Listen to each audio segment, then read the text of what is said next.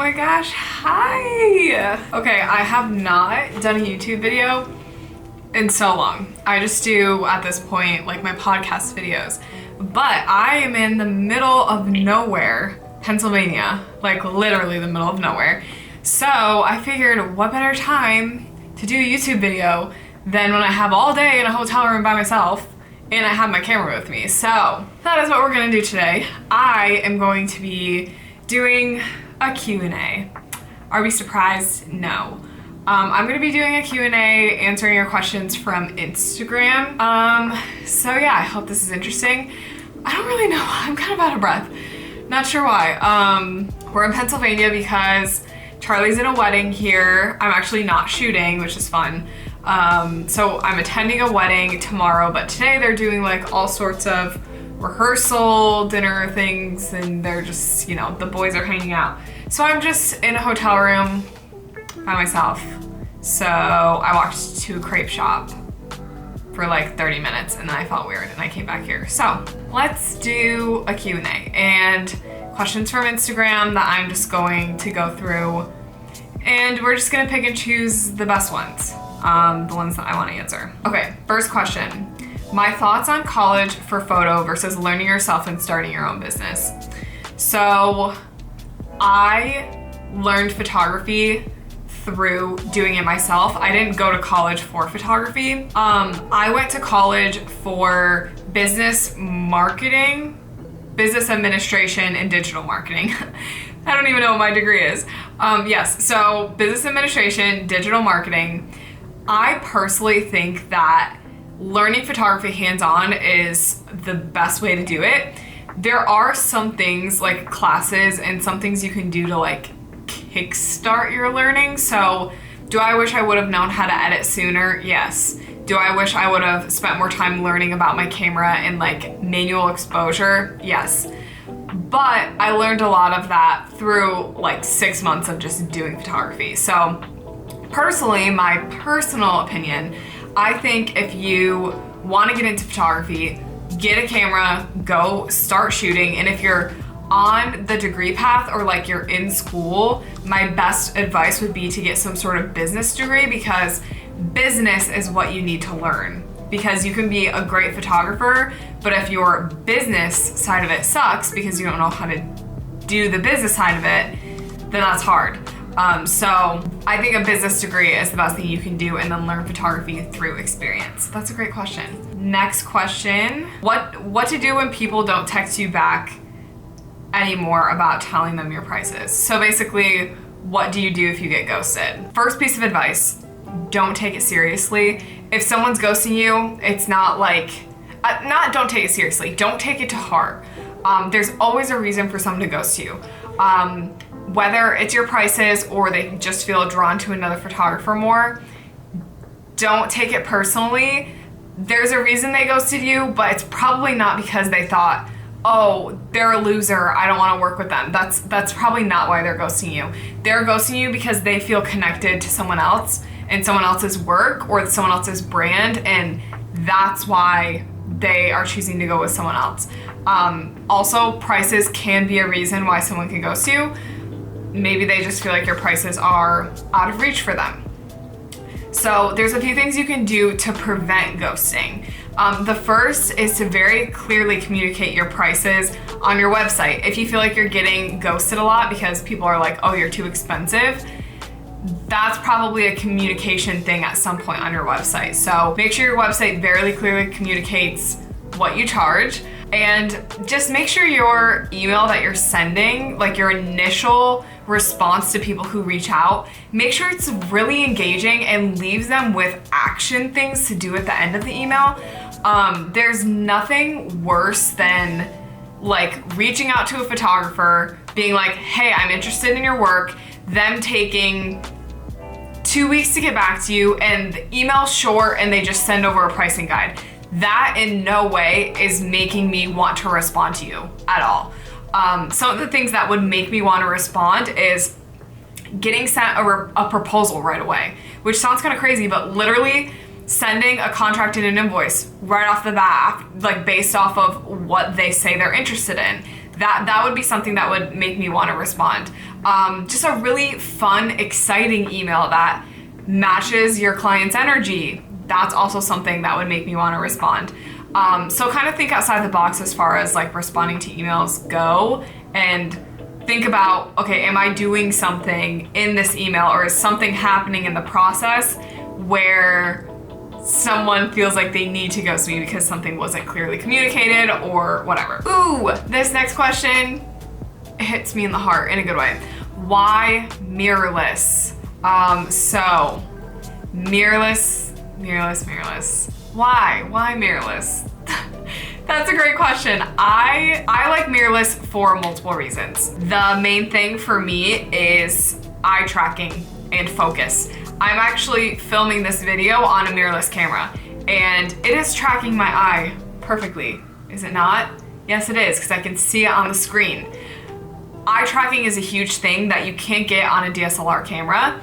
Another huge thing, I actually have a whole podcast episode on this if you want to listen to it, but another huge reason I love mirrorless is because I think that's where the industry is going. Maybe like 5 years ago, there were a handful of popular mirrorless cameras, but not a ton. Now, there's like, the Canon has like tons of mirrorless cameras, Nikon's doing mirrorless, Sony. So just the fact that all of these different camera brands are putting out mirrorless cameras shows me that, okay, like I think this is where the market is shifting. Not only that, but I think with mirrorless, just the fact that it's so lightweight, that's a huge factor for me. Yeah, and it shoots really fast. I really struggled with my DSLR cameras just like not being as fast as I wanted them to be, and I think that was because the shutter like was like a mechanical shutter. It literally had to close and open and close and open like this, versus like on my Sony, which is mirrorless, there is like a shutter, but you can also do an electronic shutter, which doesn't necessarily have to do the same mechanical stuff that a DSLR camera has to do.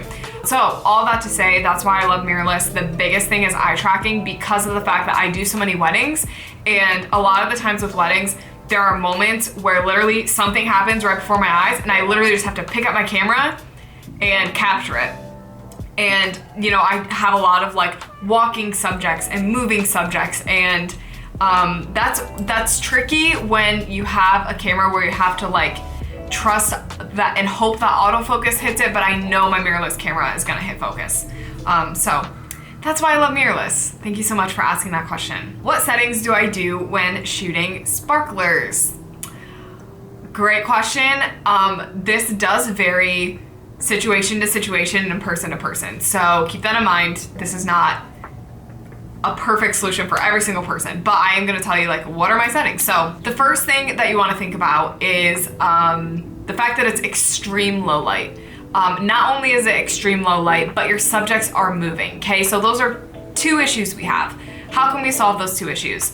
If your subjects are moving, your shutter speed needs to be a little bit higher than what you normally would shoot in low light, okay? So my lowest shutter that I go is probably 1/250, just to prevent motion blur, right? Unless motion blur is the vibe you're going for, but for me, most of the time it's not. So I don't go over 1/250. To play it safe, I'm gonna do 1/320 or 1/400 for my shutter speed, okay?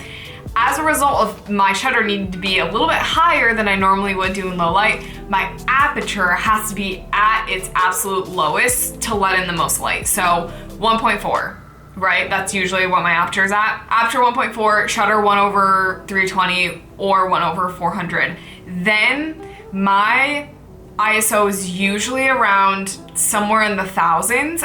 I typically try not to go above 2000 on my Sony. Like the noise isn't bad at that point, but literally like just to be safe. So the last sparkler exit I shot, I think I was at 1250 for my ISO. The thing and the trick actually is not in your camera settings, because yes, camera settings do matter, but the trick actually is in Lightroom. Well, there's two tricks. One, in Lightroom, bring up your highlights on a sparkler exit, because that like brightens the photo so much without having to bring up the exposure. So bring up the highlights. Trust me, promise me you'll do this for a sparkler exit, because it's so helpful. So that And then the second thing is when you shoot, give the sparklers time to haze up. So like when everyone is lighting their sparklers or whatever, give the sparklers a little bit of time. Hopefully the couple for sparkler photos has like the long sparklers. Wait until they're about halfway for the people that are at the front, and give sparklers time to haze, because that haze is gonna create more light for you, and the haze is gonna like create better lighting, so that you're not completely shooting in the dark. Those are my tips for sparkler exit. It just started raining here, so hopefully you don't hear the rain in the background of this. If you do, that's good. This next person said, they're new to my page. When did I decide I wanted to become a photographer and why? This is a very long story, so I'm gonna sum it up for you in like, not to make it not too long. The first time I ever picked up a camera was in high school, and I actually did like a little bit of modeling for one of my friends who was a photographer, just like literally like one shoot basically. And I picked up his camera and tried it one time, didn't know anything about it, okay? That was the first time I picked up a camera. I started photography my first year of college. I joined the photography team at the college that I went to and knew basically nothing. I don't even know how I made the team, but I did. And basically I was tasked with doing event photography, sports, like concerts, events. And it was a lot. And so I basically just had to learn because I had no other option. Like I was forced to learn by experience. So that first year of me learning photography, I literally knew nothing, but I went from nothing to being decent, I would say. I was okay. And as I started to do it more and more, I started to really love portraits, and I loved events too at the same time. So my mindset was kind of like, I want to combine those two, portraits and events. And so that's kind of where weddings came in, because I felt like I was really good at both of those things. So to combine them, I was like, oh, I love this. And I didn't necessarily decide to become a photographer. I feel like this sounds so corny, I'm so sorry. I feel like photography kind of chose me. I regret saying that instantly. But I feel like photography was just one of those things that happened for me, and it wasn't like I was actively seeking it. It just like, I just started shooting, and like I started practicing on people, and yeah, that's how I got started, just by trying it. Like seriously, and having my sisters model for me and my friends refer me to people. Like truly, that is how I got started. And I loved it. From the moment I picked up a camera, I was like, this is so much fun. I'm naturally just a very artistic person. So I felt like photography was a fun way for me to express myself. In high school, I did a lot of hair, and I was kind of into makeup too, but it mostly was hair. So that was kind of my form of artistic expression in high school, and then in college I transitioned to photography, and that really stuck for me. So that's how I got started. And obviously now I'm full-time, and the rest is history, you know? If you could only have 2 lenses for a wedding, what would they be? You already know, the 35mm and the 85mm. And I'll explain to you guys why these 2 lenses are my go-to. Literally, like this is my go-to. The 35 is just perfect. I'm in love with the 35. It's wide enough where I feel like I could shoot a group, but it's not so wide that I feel like I get fisheye distortion. Also, my 35 has a low aperture capability, so it can go to 1.4, which means I feel like I really get like a nice blurry portrait while still having a wide angle lens. So I find that the 35 is so versatile. I can just pick it up and literally shoot like whatever. Like I can pick it up and shoot whatever's happening next to me, which is nice because a lot of the times at weddings, you have to have the ability to just pick something up and start shooting. So 35, that's my first lens. The second lens that I really like is the 85 for weddings. And I like the 85 because of the fact that at some weddings, you can't be right next to what you're shooting. So that's what the 35 is for, right? You can be right next to whatever you're shooting and it's perfect. But with the 85, you don't want to be like, during a ceremony, you don't want to be right next to the couple.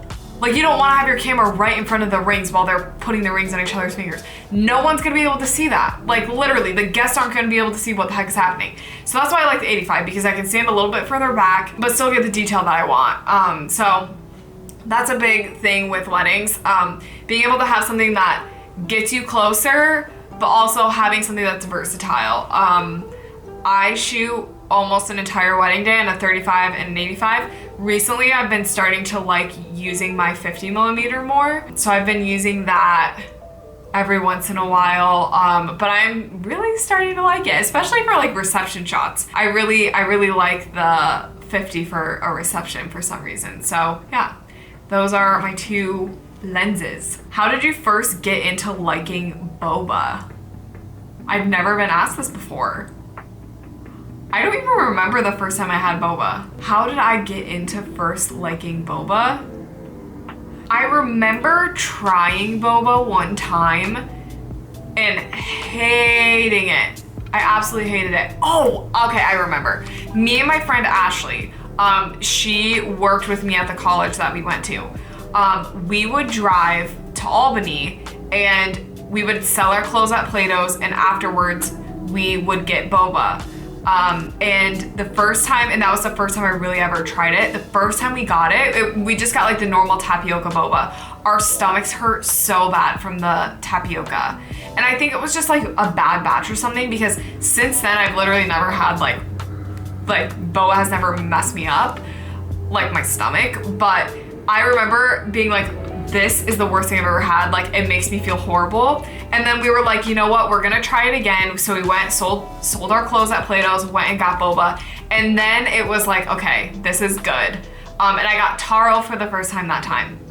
So from there, really the only time that I was able to get boba was when I went home to Michigan, because when I lived in New York, there wasn't any boba except like in Albany, which was like an hour from where we were going to college. So when I would go home, there still is a boba place by my parents' house. It's called Bamboo, and it's so good. So every time I would go home, I would ask for someone to take me there. And so I just started getting boba all the time. And then I started making boba at home, and that's how I got into it. Just my boba order is literally taro milk tea with just like the classic, like the boba pearls, tapioca pearls, whatever, honey boba, some people like to call it. So yeah, that's how I got into it. It's not very exciting of a story, but you know, it is what it is. How do you politely tell a couple that they need to pay for the photographer's travel? Okay, a very nice way of doing this is in your initial email that you send to someone. So let's say you live in Michigan and someone reached out about you shooting in Ohio, okay? So that's not a flight, that's a drive. So what you would do is you would send your email like you normally would with your pricing, and so in my pricing email and my like initial email I send to people, I have a section that talks through, like, that says like, I've attached my pricing guide for you to look over, like here's the different packages you're gonna find. In that section, I would put, I've attached my pricing guide for you to look over. Please keep in mind that because your location is outside of my 100-mile radius or whatever it is, there's going to be an additional blank travel fee. $500, $200, $50, $1,000, whatever the travel fee is, just say there's gonna be an additional $500 travel fee to get to your location. So just say like on top of the prices you see on the guide, there's an additional blank travel fee. At that point, you've already clearly communicated it to them. If you're at the point where you've set your prices already, you're communicating back and forth and you need to bring up travel, I would recommend doing the thing that I just recommended and not like bringing it up once you've already started talking about pricing, because then that feels slimy. But if you're at that point and there's nothing you can change about it now, I would recommend just being like, hey, I would love to work with you. I'm glad that you're interested. I did want to tell you that I have a travel fee for your location because you're outside of my radius. Here's what travel would be. Here's what the price would be. Sorry I didn't communicate this sooner. Please let me know if you have any questions or concerns. I'd love to work something out with you. You know, you just have to be upfront and honest. You can't expect everyone to know that you charge travel. You also can't expect people to read your mind. So say it, and you need to say it, because if you don't, like literally you're gonna be paying out of pocket for travel, and that's gonna suck. So, ooh, what nail kit do I have, and how do I do my right hand? So the nail kit that I have is I don't know how to say it, it's called a Prise nail kit maybe.